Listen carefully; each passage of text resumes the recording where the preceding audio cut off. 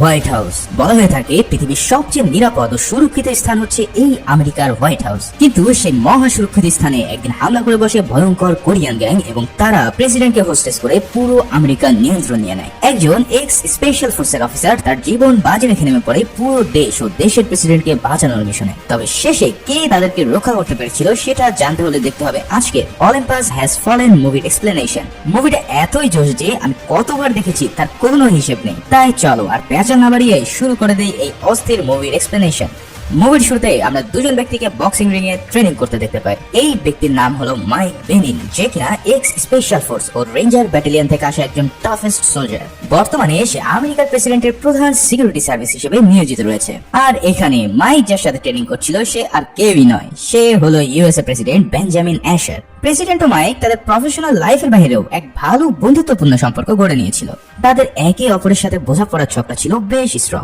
সেদিন ছিল ক্রিসমাস আর প্রেসিডেন্ট তার স্ত্রী মার্গারেট অ্যাশারের সাথে এক অনুষ্ঠানে যাওয়ার জন্য রেডি হচ্ছিল। যথারীতি মাইক তাদের সিকিউরিটি প্রোটোকল দেওয়ার জন্য তাদের সাথে ছিল। প্রেসিডেন্টের একমাত্র ছেলের নাম কনর, তার সাথেও মাইকের খুব ভালো সম্পর্ক। এদিকে অনুষ্ঠানে যাওয়ার সময় ফার্স্ট লেডি প্রেসিডেন্টকে তার দাদার ব্যবহার করা ঘড়িটি ক্রিসমাসের গিফট হিসেবে উপহার দিলে সে পুরোই সারপ্রাইজড হয়ে পড়ে। সেদিন বাইরের ওয়েদার ছিল বেশ খারাপ, চারিদিকে তুষার ঝড় শুরু হয়েছিল, ফলে তাদের যাওয়ার পথে প্রেসিডেন্টের গাড়িবহর বেশ ঝামেলায় পড়ে যাচ্ছিল। একটি ব্রিজের কাছে আসার সাথে সাথে ঝোড়ো হাওয়ায় আচমকা গাছের ডাল ভেঙে সেই গাড়িবহরের সামনের গাড়িতে পড়ে। মুহূর্তে সেই গাড়িটি কন্ট্রোল হারিয়ে হিট করে প্রেসিডেন্টের গাড়িতে, ফলে প্রেসিডেন্টের গাড়ি রোড থেকে ছিটকে পড়ে ব্রিজ ও নদীর মাঝামাঝি ঝুলতে থাকে। মাইক দ্রুত গাড়ি থেকে নেমে তাদের উদ্ধারের কাজে নেমে পড়ে। তবে গাড়িটি এমন ভাবে আটকে রয়েছে যে একটু এদিক সেদিক হলেই সবাইকে নিয়ে চলে যাবে 100 ফুট নিচের খাদে। মাইক প্রথমে প্রেসিডেন্টকে রেস্কিউ করতে চায়, কিন্তু প্রেসিডেন্ট বলে আগে আমার স্ত্রীকে সিকিউর করো। কিন্তু দেখা যায় ফার্স্ট লেডির সিট বেল্ট জ্যাম হয়ে পড়েছে, ফলে তাকে সিট থেকে কোনোভাবেই বের করা সম্ভব হচ্ছে না।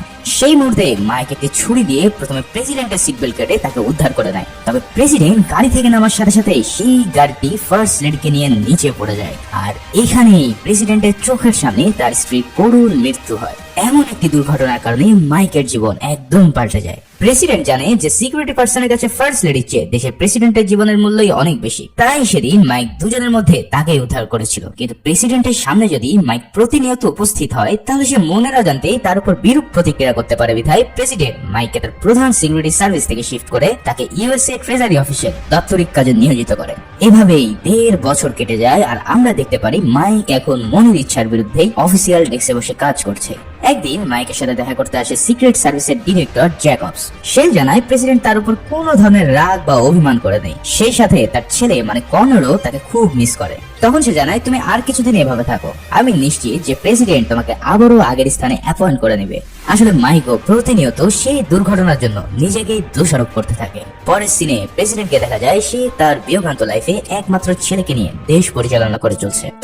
আপনি জানেন কি, ঘরে বসে দেশের যে কোনো প্রান্ত থেকে সহজেই ওষুধ সহ যাবতীয় হেলথ কেয়ার প্রোডাক্ট অর্ডার করতে পারেন আরোগ্য অ্যাপে। আরোগ্য একটি হেলথ কেয়ার প্ল্যাটফর্ম যেখানে প্রতিটি ওষুধের বিস্তারিত বিবরণ, জেনেরিক অনুযায়ী বিকল্প ওষুধের বিবরণ ও দাম সম্বলিত সঠিক তথ্য জানতে পারবেন। এছাড়াও প্রতিটি অর্ডারের সাথে থাকছে আকর্ষণীয় ডিসকাউন্ট, ক্যাশব্যাক ও ফ্রি হোম ডেলিভারি সারা দেশ জুড়ে। আর আমরা তো জানি মাঝে মাঝে কিছু মেডিসিন অনেক ফার্মেসিতেও পাওয়া যায় না, সেক্ষেত্রে অনেক ভোগান্তির শিকার হতে হয়। তবে এই সমস্যার সমাধান আপনি আরোগ্য অ্যাপে পেয়ে যাবেন, কারণ যাবতীয় সকল ওষুধ রয়েছে আরোগ্যতে। তাই অ্যাপটি ইনস্টলের সাথে সাথে 40 টাকা বোনাস পেতে চাইলে আমার ডেসক্রিপশন বক্সের লিংক থেকে ইনস্টল করুন অথবা অ্যাপ স্টোরে গিয়ে সার্চ করুন আরোগ্য লিখে। সেক্ষেত্রে বোনাস পেতে সিনে রিক্যাপ কোডটি ব্যবহার করুন অ্যাপের রেফার বক্সে। এবার প্রেসিডেন্ট তার অফিসে বৈঠক করেন secretary of defence Ruth McMillan, speaker of house Allen Trumbull ও ভাইস প্রেসিডেন্ট চার্লসের সাথে। এখানে স্পিকার জানায় সাউথ কোরিয়া ও নর্থ কোরিয়ার মধ্যকার দ্বন্দ্বে সাউথ কোরিয়া আমাদের কাছ থেকে আরো বেশি সহায়তা চাচ্ছে এবং নর্থ কোরিয়ার উপর আরো বেশি নিষেধাজ্ঞা আরোপ করতে চাইছে। তাই আমার মনে হয় তাদেরকে আমাদের হেল্প করা উচিত। তবে রুথ ও ভাইস প্রেসিডেন্ট জানায় এটা করলে আমাদের যুদ্ধের দিকে যেতে হবে, যেহেতু প্রেসিডেন্টও চায় না যে সে কোনো যুদ্ধে জড়াক। তাই আজ সন্ধ্যায় সাউথ কোরিয়ার প্রাইম মিনিস্টারের সাথে এক জরুরি বৈঠকের আয়োজন করে। ঠিক সন্ধ্যা 7টার সময় সাউথ কোরিয়ার প্রাইম মিনিস্টার লি উপস্থিত হয় হোয়াইট হাউসে। তার সাথে ছিল সাউথ কোরিয়ার সিক্রেট ফোর্সের সদস্যরা, যাদের প্রধান হলো ক্যাং। এখানে আমরা ডেভিড নামের একজন এক্স সিক্রেট অফিসারকে দেখতে পাই, যে কিনা আগে প্রেসিডেন্টের হয়ে কাজ করত। বর্তমানে সে বিদেশ থেকে আগত ভিভিআইপিদের সুরক্ষা দেওয়ার কাজে নিয়োজিত আছে। যখন আমেরিকার প্রেসিডেন্ট ও south Korean prime minister meeting এ বসে, তখন ওয়াশিংটনের দিকে এক বড় এয়ারপ্লেন উড়ে আসতে দেখা যায়। সেটা 7টা 4 মিনিটে যখন হোয়াইট হাউসের রেস্ট্রিক্টেড এয়ার স্পেসে প্রবেশ করে, তখন নিয়ম অনুসারে 2 দুইটা ফাইটার প্লেন তাকে ওয়ার্নিং দেয় যে দ্রুত এই গ্রুপ থেকে বের হয়ে যাওয়ার জন্য। কিন্তু বারবার ওয়ার্নিং দেওয়ার পরেও সেই প্লেন থেকে কোনো উত্তর না আসলে ফাইটার প্লেনগুলো তাকে ডাউন করার প্রস্তুতি নেয়। কিন্তু সবাইকে অবাক করে দিয়ে ওই আননোন প্লেন থেকে ফায়ারিং শুরু হলে দুটো ফাইটার প্লেন সেখানেই ধ্বংস হয়ে যায়।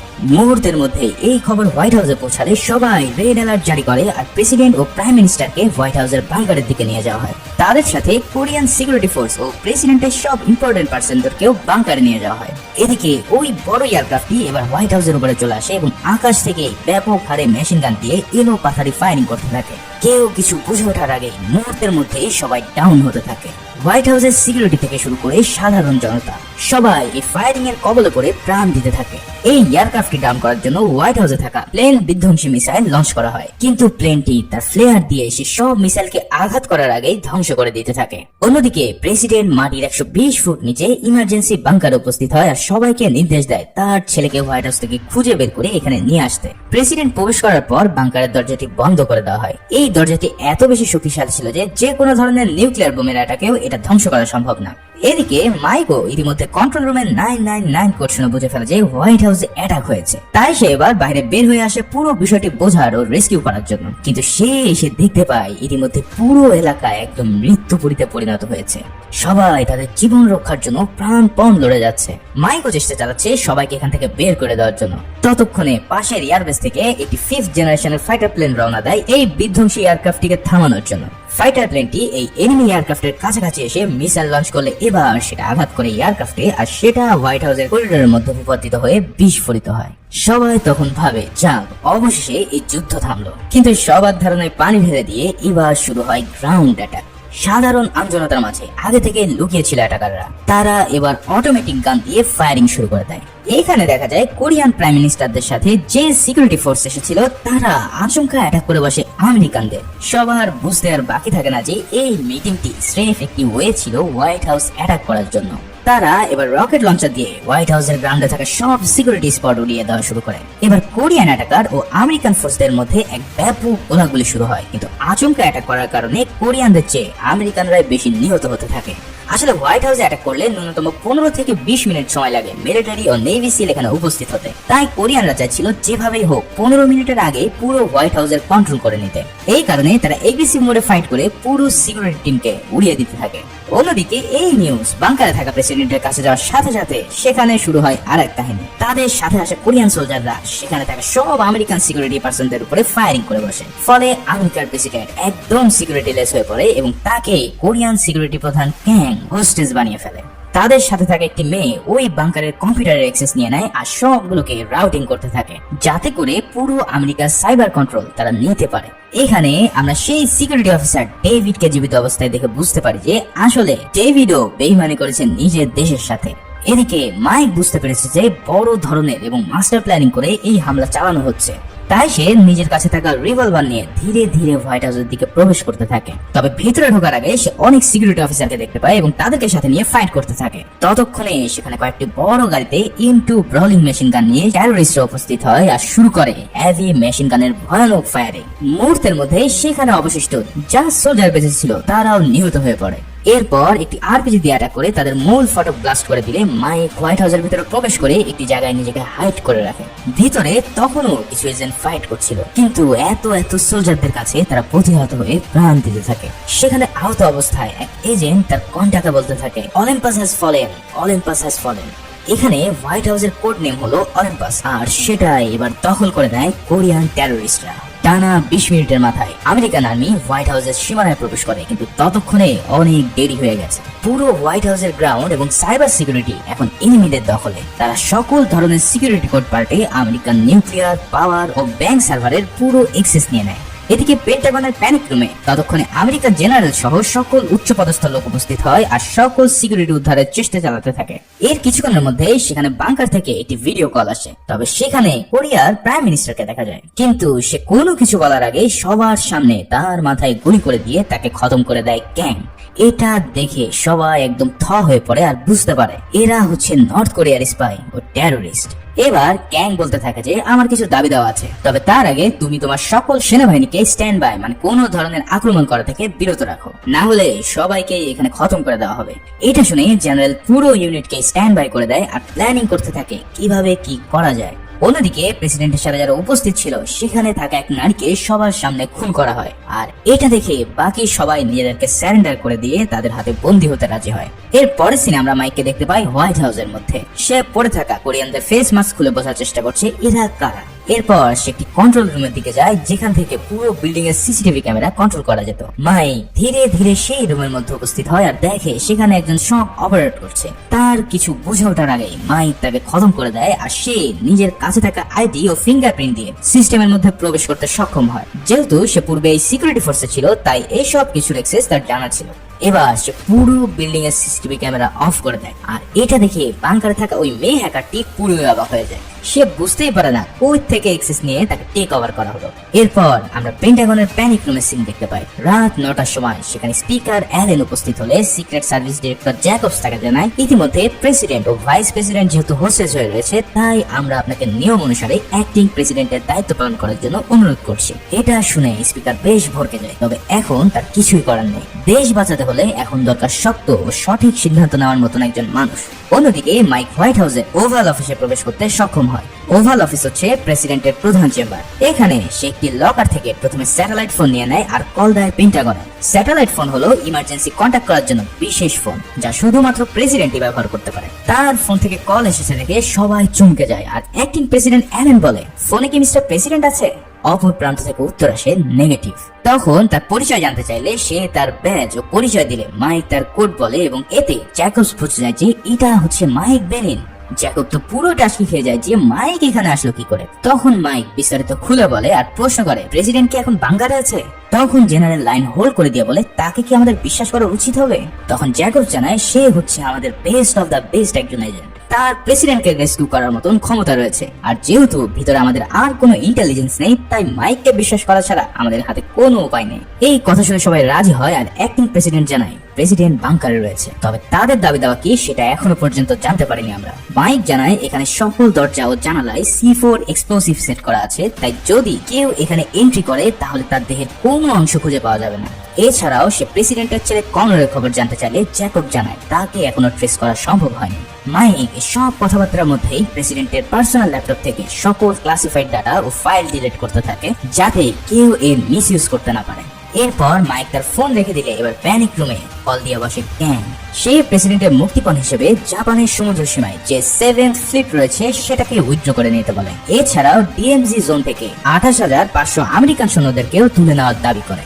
এখানে তোমাদেরকে জানিয়ে রাখি এই 7th ফ্লিট হলো আমেরিকার 7ম বড় নৌবহর যেটা প্রশান্ত মহাসাগরে অবস্থান করে পুরো সাউথ এশিয়াকে নিয়ন্ত্রণ বা প্রোটেকশন দিয়ে থাকে। এখন যদি তারা এই 7th ফ্লিটকে সরিয়ে আনে তাহলে জাপান, কোরিয়া ও বাকি মার্কিন নিয়ন্ত্রিত দেশগুলো তাদের হাতছাড়া হয়ে পড়বে। ফলে এমন দাবি কোনোভাবেই মেনে নেওয়া সম্ভব না। এই কথা ক্যাংকে জানিয়ে দিলে সে বলে দ্রুত স্টেপ নাও, আর না হলে সবাইকে কিছুক্ষণের মধ্যে আমি খতম করে দেবো। এটা শুনে সবাই বেশ টেনশনে পড়ে যায় আর অ্যাক্টিং প্রেসিডেন্ট বলে প্রথমে আমাদের নিউক্লিয়ার সাইটগুলোকে বেশি সিকিউর করো আর চীন, রাশিয়া, ইউকে ও ফ্রান্সের সাথে জরুরি কনফারেন্সের ব্যবস্থা করো। আমাদের সকলের সাহায্য প্রয়োজন এই বিপদ থেকে রক্ষা পাওয়ার জন্য। এদিকে বাংকারে ক্যাং জয়েন্ট সেক্রেটারির গলায় ছুরি ধরে তার কাছ থেকে একটি কোড চায়। সেই কোডটির নাম হলো সার্ভেরাস কোড। এইখানে বলে রাখি কি এই সার্ভেরাস কোড। এই কোড হলো আমেরিকার নিউক্লিয়ার মিসাইল লঞ্চ করার কোড যেটা দিয়ে এই বাংকার থেকে আমেরিকার সকল নিউক্লিয়ার বোম অ্যাক্টিভ করা ও লঞ্চ করা যাবে। তবে এটা লঞ্চ করতে 3টা সার্ভেরাস কোডের প্রয়োজন হবে। এই 3টা কোড 3টা আলাদা পার্সনের কাছে থাকে। একটি থাকে জয়েন্ট চিফের কাছে আর বাকি দুটি থাকে সেক্রেটারি অফ ডিফেন্স ও প্রেসিডেন্টের কাছে। এই 3টি কোড দিয়ে যদি এটা অ্যাক্টিভ করা হয় তাহলে পুরো দেশের নিউক্লিয়ার কন্ট্রোল নিয়ে নেওয়া পসিবল। যাই হোক, প্রেসিডেন্ট সবার সামনে তার প্রিয় মানুষের এমন কষ্ট দেখে প্রেসিডেন্ট তাকে অর্ডার দেয় যে তার কোডটি বলে দেওয়ার জন্য। জয়েন্ট চিফের কাছ থেকে কোডটি পেয়ে সেটা কোরিয়ান হ্যাকাররা অ্যাক্টিভ করে দিলে সেই নোটিফিকেশন চলে যায় পেন্টাগনে। সবাই এবার বুঝতে পারে যে তাদের আসল মিশন হচ্ছে এই নিউক্লিয়ার মিসাইল দিয়ে পুরো পৃথিবী ধ্বংস করা। এদিকে মাইক একটি কোরিয়ান মিলিটারি ট্যাটুর ছবি পাঠিয়ে জ্যাকবসকে বলে দেখো এই অর্গানাইজেশনকে তোমরা চিনতে পারো কিনা। মাইক জানায় এরা খুব ট্রেন্ড ও টাফ সোলজার, তাই তাদের প্রতিহত করা বেশ কঠিন কাজ। তখন জ্যাকবস মাইককে এই সার্ভারাস কোড অ্যাক্টিভেশনের কথা বলে। বিস্তারিত সব মাইককে খুলে বলার পর সে বলে তাহলে তোমরা এই কোডটি চেঞ্জ করে ফেলো, তাহলেই তো হয়। তখন তাকে জানানো হয় যে এই কোড এমন ভাবে ডিজাইন করা হয়েছে যে এটা কখনোই চেঞ্জ করা পসিবল না। এটা শুধুমাত্র ডিঅ্যাক্টিভ করা যাবে ওই বাংকারে যে কম্পিউটারটা রয়েছে সেটা দিয়ে। তার মানে ওই বাংকারের কন্ট্রোল নিতে পারলেই এই মহা বিপদ থেকে তারা রক্ষা পেতে পারে। যেহেতু কোডটি জানা তিনজনই ওই বাংকারের মধ্যে রয়েছে, তাই এটা অ্যাক্টিভ হতেও বেশি সময় লাগবে না। এছাড়া প্রেসিডেন্ট সহজেই তার কোডটি বলবে না, কিন্তু তার ছেলেকে যদি তারা ক্যাপচার করে ফেলে আর প্রেসিডেন্টের সামনে নিয়ে যদি তাকে টর্চার করা হয়, তাহলে এমন সিচুয়েশনে সে বাধ্য হবে কোডটি বলে দিতে। তাই তোমার প্রধান কাজ হবে কনরকে খুঁজে বের করে তাকে রেস্কিউ করা। এই সব শুনে মাইক এবার কনরকে খোঁজার জন্য বেরিয়ে পড়ে। তবে পুরানো সিসিটিভি ফুটেজ দেখে ক্যাং এর বাহিনী বুঝে ফেলে এখানে একজন এজেন্ট ইতিমধ্যে হোয়াইট হাউসে প্রবেশ করে তাদের ব্যান্ড বাজাতে আসছে। ডেভিডকে এই ব্যাপারে প্রশ্ন করলে সে জানায় ওর নাম মাইক বেনেন, তবে সে আমাদের জন্য তেমন একটা সমস্যা হবে না, তোমরা নিশ্চিন্তে চিল করতে পারো। তবে ক্যাং এসবে বিশ্বাস না করে তার টিমকে পাঠায় মাইককে ধরার জন্য। এদিকে মাইক অনেক খুঁজে কনরকে বের করতে সক্ষম হয়। কনর গোপন একটি দেওয়ালের মাঝখানে লুকিয়ে ছিল, যার ফলে কেউই তাকে খুঁজে বের করতে পারেনি। কনর মাইককে দেখে অনেক খুশি হয় আর তার বাবার কথা জিজ্ঞেস করে। মাইক জানায় সে সবাইকে রেস্কিউ করতে পারবে, তবে তার আগে তাকে এখান থেকে বের করে নিয়ে যাওয়া সবচেয়ে বেশি প্রয়োজন। মাইক তাকে ইনস্ট্রাকশন দেয় যে একটি পুরানো টানেলের মধ্যে দিয়ে উপর দিকে উঠলেই তুমি বের হতে পারবে, কিন্তু ততক্ষণে সেখানে ক্যাং এর বাহিনী উপস্থিত হয়ে যায় আর ফায়ারিং শুরু করে দেয়। মাইক তাকে নিয়ে কোন রকম সেখান থেকে সাইড কাটিয়ে সরে পড়ে আর কনরকে উপরে পাঠাতে থাকে। কনরকে রেস্কিউ করা হচ্ছে শুনে পেন্টাগন গ্রাউন্ডে থাকা আর্মিদের ওই টানেলের মাথায় পাঠিয়ে দেয় তাকে নিয়ে আসার জন্য। তবে সেখানে অনেক গার্ড থাকার কারণে বিল্ডিং এর উপর থেকে স্নাইপার তাদের উপর নজর রাখতে থাকে। একদম মোক্ষম সময় কনর উপরে উঠে আসলে রেঞ্জার বাহিনীও সন্তর্পণে সেখানে উপস্থিত হয় আর অবশেষে কনরকে উদ্ধার করতে তারা সক্ষম হয়। কনরকে জীবিত উদ্ধার করতে পেরে সবাই অনেক আনন্দিত হয়ে পড়ে। তবে এখনো আর অনেক কিছু বাকি আছে এই যুদ্ধ শেষ করার জন্য। এদিকে মাইক দুজন সোলজারকে জীবিত ধরতে সক্ষম হয় আর তাদের প্রশ্ন করে, বল কারা তোদের বস? এই কথা শুনে তারা অনেক হাসাহাসি শুরু করে, এমন এক ভাব যে মাইক যেন তাদের সাথে মজা নিচ্ছে। এই সব দেখে মাইকও মজা পায় আর হুট করে একজনের সামনে অন্যজনের চলের নিচে দিয়ে ছুরি ভরে দিলে এটা দেখে অন্যটির প্যান্ট ভেজে যায় আর হর করে সব বলা শুরু করে। প্যানিক রুমে এবার মাইক জানায় এই গ্যাং এর প্রধান হচ্ছে ইয়ানসি ক্যাং।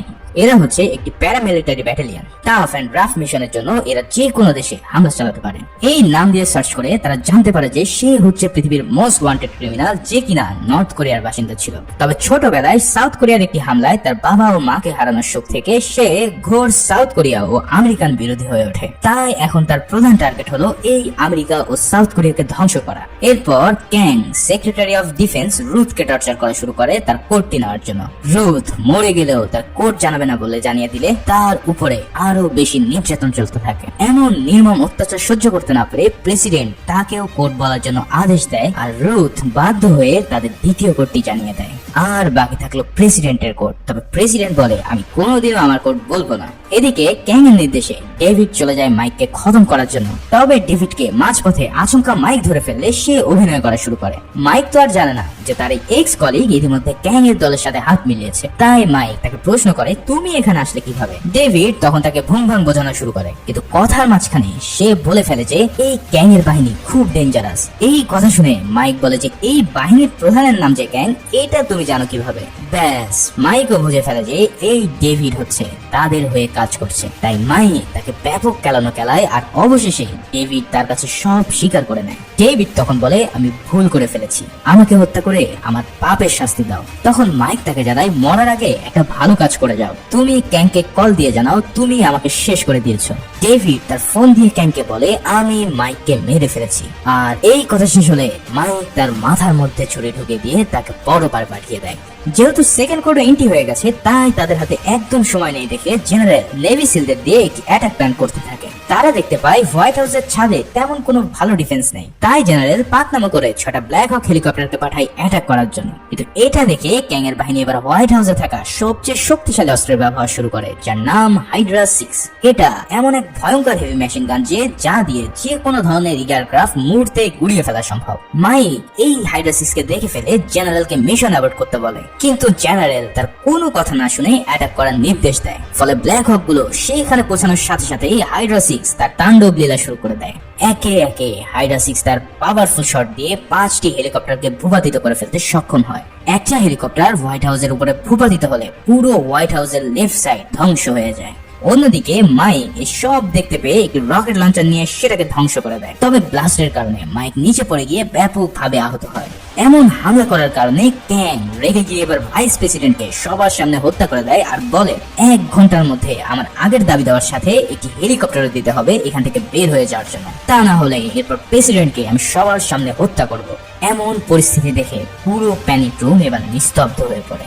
তাদের হাতে আর কোনো উপায় না থাকায় স্পিকার এবার নির্দেশ দেয় যে সেই 7 ফিট ও ট্রুপসদের উইথড্র করার জন্য। জেনারেল বাধ্য হয় তার আদেশ পালন করতে এবং এই নিউজ পুরো বিশ্বে ছড়িয়ে পড়লে ভারত, পাকিস্তান, রাশিয়া, চীনে হাই রেড অ্যালার্ট জারি করে এবং যুদ্ধের প্রস্তুতি নিতে থাকে। তাদের প্রেসিডেন্টকে বাঁচানোর সব আশা শেষ হয়ে গেলে ক্যাং এর দাবি অনুসারে একটি হেলিকপ্টার পাঠানো হয় হোয়াইট হাউসে। এদিকে ক্যাংকে দেখা যায় সবাইকে একটি ব্ল্যাক স্যুট পরিয়ে হোয়াইট হাউস থেকে বের করে নিতে। স্নাইপাররা ডিটেক্ট করতে থাকে যে এর মধ্যে কোনটা প্রেসিডেন্ট, কিন্তু মুখ দেখতে না পারায় তারা কেউ কোনো অ্যাকশনে যেতে পারে না। এরপর সবাই মিলে ওই হেলিকপ্টারে উঠে পড়েন। আর্মি অফিসাররা অ্যাকশনে যাওয়ার জন্য নির্দেশ চাইলে স্পিকার জানায় এটা অনেক রিস্কি হয়ে যাবে, তারা হয়তো এই মুহূর্তে প্রেসিডেন্টকে মেরে ফেলতে পারে, তাই তাদেরকে যেতে দাও। কিন্তু সবাইকে অবাক করে দিয়ে যখন হেলিকপ্টারটি উড়াল দেওয়া শুরু করে ঠিক তখনই আকাশে সেটা ব্লাস্ট হয় আর ভিতরে থাকা সবাই নিঃশেষ হয়ে যায়। তার মানে হলো সবার সাথে আমেরিকান প্রেসিডেন্টও প্রাণ হারায় এই আত্মঘাতী হামলায়। তবে এটা দেখে মাইকের কিছুতেই বিশ্বাস হয় না, কারণ ক্যাং এভাবে নিজেকে শেষ করে দেওয়ার পাবলিক না। নিশ্চয়ই এখানে কোনো খাপলা আছে বিধায় সে বাংকারের দিকে যাওয়া শুরু করে। সেখানে দেখা যায় আসলে ক্যাং ও প্রেসিডেন্ট এখনো জীবিত আছে। এই ব্লাস্টিং নাটক ক্যাং এ সাজিয়েছিল সবার চোখে ধুলো দেওয়ার জন্য। এবার তৃতীয় সার্ভার কোডটি ইনপুট করার পালা। তবে সবাইকে অবাক করে দিয়ে দেখা যায় সারা দিন ধরে এই কোডটি হ্যাকার নিজেই ডিকোড করে নিয়েছে, কারণ তারা জানতো প্রেসিডেন্টের কাছ থেকে কোনো দিন এই কোড পাওয়া সম্ভব নয়। কোডটি অ্যাক্টিভ হয়ে গেলে এবার শুরু হয়ে যায় আমেরিকায় থাকা সব নিউক্লিয়ার ওয়ারহেড গুলো অ্যাক্টিভ হওয়া। এটা দেখে পেন্টাগন বুঝে ফেলে সব শেষ।